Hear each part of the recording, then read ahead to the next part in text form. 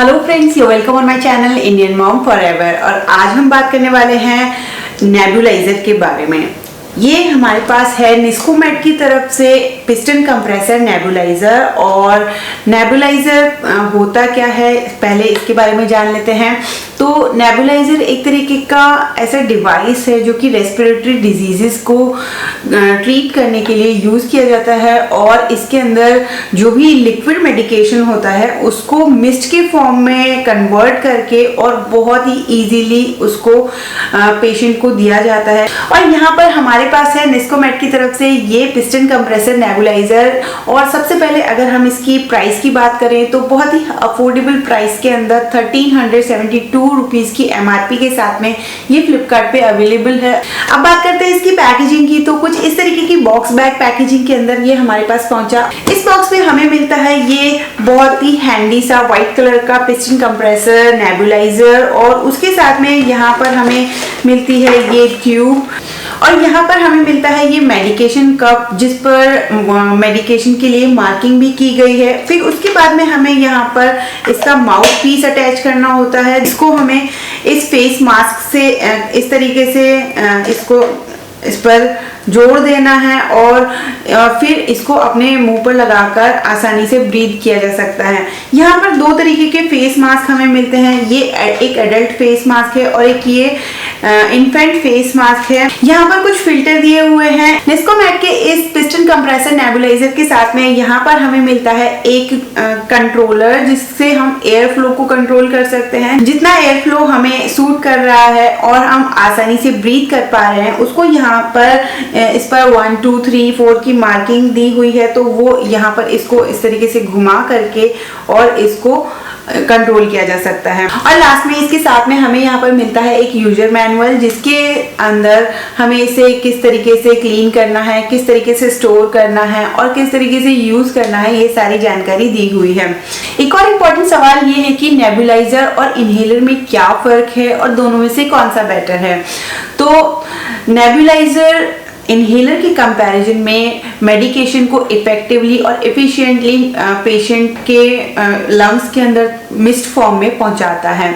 और इनहेलर जो है वो कॉमनली यूज़ किए जाते हैं और उसमें किसी भी तरीके का ऐसा कोई टेक्निक नहीं होती है कि वो किसी मेडिकेशन को एक तरीके के मिस्ट में कन्वर्ट कर पाए। तो नेबुलाइजर जो होते हैं वो पिस्टन कंप्रेसर के हेल्प की वजह से उसको कन्वर्ट कर पाते हैं और पेशेंट को कंपैरेटिवली कम टाइम में ही मेडिकेशन दिया जा सकता है और यूज़ करना भी काफ़ी आसान है। नेबुलाइजर बहुत ही हैंडी और बहुत आसानी से यूज किए जा सकते हैं। तो ये नेबुलाइजर का पिस्टन कंप्रेसर है जो कुछ इस तरीके से आता है। और यहाँ पर इसकी वेंटिलेशन है और यहाँ पर इसका जो ऑन ऑफ इसका जो स्विच है वो यहाँ पर दिया हुआ है। और साइड में इसका फिल्टर और उसका जो कवर है वो यहाँ पर दिया गया है। तो जब भी फिल्टर चेंज करना हो बहुत आसान है फिल्टर चेंज करना। बस इसको इस तरीके से निकाल कर इसको यहाँ पर नया फिल्टर इंसर्ट कर देना होता है। तो ये बात हो गई इसके पिस्टन कंप्रेसर की। अब इसके पिस्टन कंप्रेसर को हमने यहाँ पर ट्यूब कनेक्टर के यहाँ पर कनेक्ट कर दिया है। और इस ट्यूब को हम कनेक्ट करते हैं इस मेडिकेशन कप से। और मेडिकेशन कप में यहाँ पर मार्किंग है, जितना भी जो मेडिकेशन है वो लेना है वो इसके अंदर डाल दिया जाता है। और फिर मेडिकेशन कप को हमें इस माउथ पीस से कनेक्ट करना होता है। माउथ पीस को कनेक्ट करने के बाद में यहाँ पर इसका जो एयर फ्लो कंट्रोलर है वो वाला पार्ट यहाँ पर कनेक्ट करना है माउथ पीस के ऊपर की तरफ। फिर उसके बाद में इस माउथ पीस को फेस मास्क से कनेक्ट कर दिया जाता है इस तरीके से। और यहाँ से जो भी मेडिकेशन है वो बहुत ही आसानी से लिया जा सकता है। और यहाँ पर इसकी एक केबल दी हुई है जिसको पावर सप्लाई से हमें कनेक्ट करना होता है। पावर सप्लाई की अगर बात करें तो ये 220 वोल्ट पर 50 हर्ट्ज की फ्रीक्वेंसी के साथ में काम करता है और इसका पावर कंजम्पशन है 120 वॉट। सबसे पहले मैंने इसके जो पावर केबल है उसको पावर सप्लाई से कनेक्ट कर दिया है। आप ये ध्यान रखें कि पावर सप्लाई प्रॉपर हो। और उसके बाद बाद में इसका जो ट्यूब कनेक्टर वाला पार्ट है वो यहाँ पर कनेक्टेड है, जैसे कि मैंने इसका ऑर्डर पहले ही बताया है। और फिर उसके बाद में यहाँ पर मेडिकेशन कप के अंदर मेडिसिन डालनी है और उसके बाद में ये कनेक्ट करके और यहाँ से हमें इसका जो स्विच है उसको ऑन करना है। और ऑन करने के बाद में इस माउथ पीस को अपने मुंह पर लगा करके और 10 मिनट्स से 15 मिनट्स तक आपको इसको मुंह के थ्रू ब्रीथ करना है, जिससे कि मेडिकेशन इफेक्टिवली लंग्स तक पहुंच पाए। तो अब हम इसको स्टार्ट करके देख लेते हैं इसका साउंड कैसा है।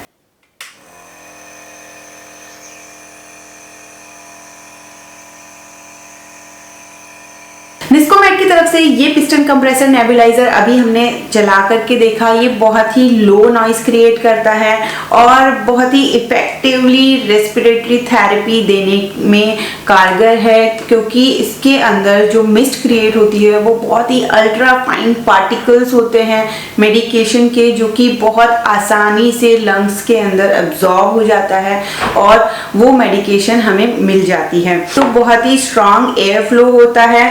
और कभी कभारी कुछ पेशेंट्स होते हैं जिन्हें स्ट्रॉन्ग एयर फ्लो सूट नहीं करता है, तो उसके लिए यहाँ पर इसमें एक एयर फ्लो कंट्रोलर दिया हुआ है और इसको यूज करना काफी आसान है। ओनली 1 बटन ऑपरेशन हैं। और निस्कोमेड की तरफ से ये piston compressor nebuliser universal nebuliser है, क्योंकि इसको बहुत सारी रेस्पिरेटरी डिजीजेस को क्योर करने के लिए यूज किया जा सकता है, जिसमें ब्रोंकियल अस्थमा, एक्यूट ब्रोंकाइटिस जैसी बीमारियां हैं। और आप रेगुलर बेसिस पर घर पर अगर इसको यूज करते हैं तो कुछ बातों का आपको ध्यान रखना चाहिए, जिसमें है कि आपके पास जो फेस मास्क है वो और जो इसके फिल्टर हैं वो एक्स्ट्रा आपके पास होना चाहिए। और इसको प्रॉपर तरीके से स्टोर करना बहुत ज़रूरी है, प्रॉपर तरीके से क्लीन करना बहुत ज़रूरी है। इसको क्लीन करना बहुत आसान है। इसको सबसे पहले आपको डिसइंफेक्ट करना होता है। तो अगर आप इसको रेगुलरली यूज़ करते हैं तो 3 से 4 दिन के अंदर आपको इसको विनेगर और वाटर के सोल्यूशन से इसका जो मेडिकेशन कप है उसके अंदर इसको डाल करके और इसको डिसइंफेक्ट करना है। तो उसके लिए आपको आधा कप विनेगर से इसको फिल करना है और 1.5 कप पानी की मात्रा उसके अंदर होनी चाहिए। और फिर उसके बाद में इसको पानी से वॉश कर देना है और इसको एयर ड्राई होने के लिए रख देना है। जब तक ये पूरी तरीके से ड्राई ना हो तब तक आप इसे स्टोर ना करें।